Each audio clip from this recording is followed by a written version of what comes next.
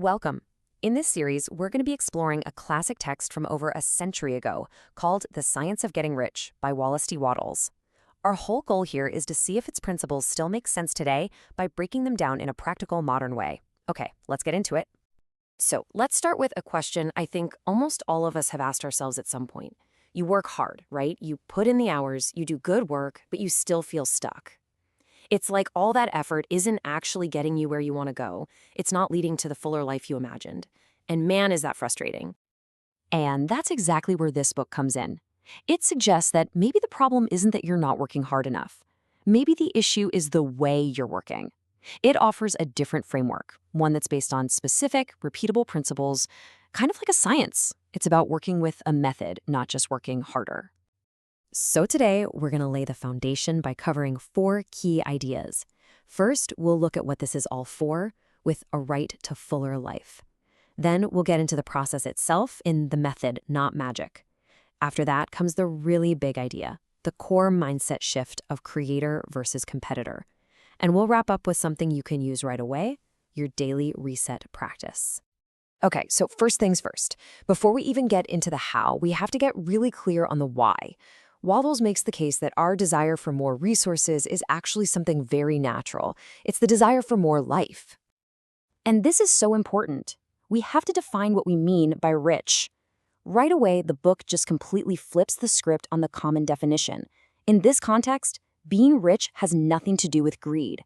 It simply means having the resources you need to fully develop every part of who you are, your body, your mind, and your soul. It's really about complete human flourishing. And here's how he breaks it down into 3 domains. For our bodies to thrive, we need things like good food, health, and comfort. For our minds to expand, we need access to books, art, and new experiences, like travel.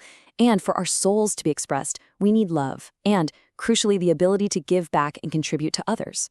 You can see how all of these really do depend on having enough material resources. You know, this isn't some brand new idea. It actually echoes thinkers like Aristotle, who said that to be a virtuous person, you need certain external goods. Wealth isn't the point, it's the tool. It's not the song, it's the flute that lets you play your unique song for the world. All right, so let's move on to our second big idea. Once we accept that wanting resources for growth is natural and good, the next question is, how? Wattles has an answer he calls the certain way.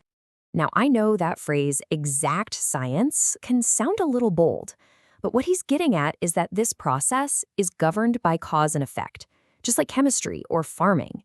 It's not about luck or where you were born or even some special talent.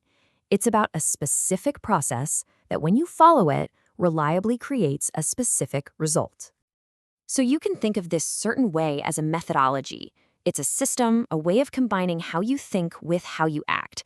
The whole idea is to align all of your efforts with the natural principle of growth that we see everywhere in life.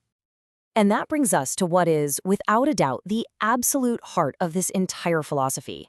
Seriously, if you only get one thing from this whole explainer, this is it. It's the huge difference between having a creative mind and a competitive mind. The contrast here is just night and day. The competitive mind sees the world as a fixed pie. For me to get a bigger slice, that means you have to get a smaller one. It's a zero-sum game, and it's completely rooted in the idea of scarcity. But the creative mind, it operates from a totally different place. It sees limitless potential.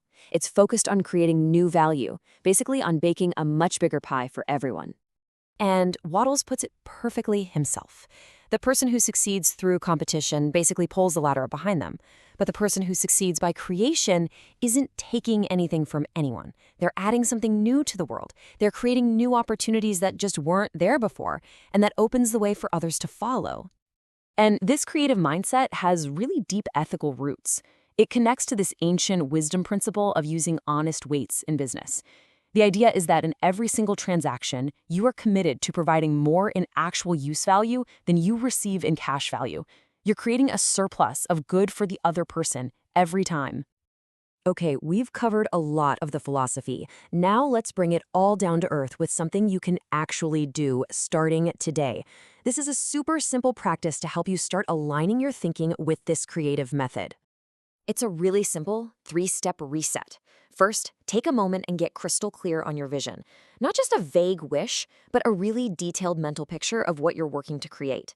Second, and this is key, focus all your willpower just on your own actions. For today, perform them as well as you possibly can. And third, cultivate a real feeling of gratitude, as if what you're working toward has already arrived. This combination of vision, focused action, and gratitude, that's the core practice. So, let's do a quick recap of the foundation we've built today. First, wanting the resources for a full life isn't selfish, it's a fundamental right. Second, there's a methodical, cause and effect way to do this based on creation. And third, the engine that drives this whole thing is that massive shift from a competitive, scarcity-based mindset to a creative, opportunity-based one. And that leaves us with a final question to think about. As you go through your day today, which of those two mindsets is really in the driver's seat for you? Being honest about that is the first step. In our next explainer, we're going to get into exactly how to put this creative mind into practice through acting in the certain way. You can find the full playlist for the series down in the description. Thanks for joining me.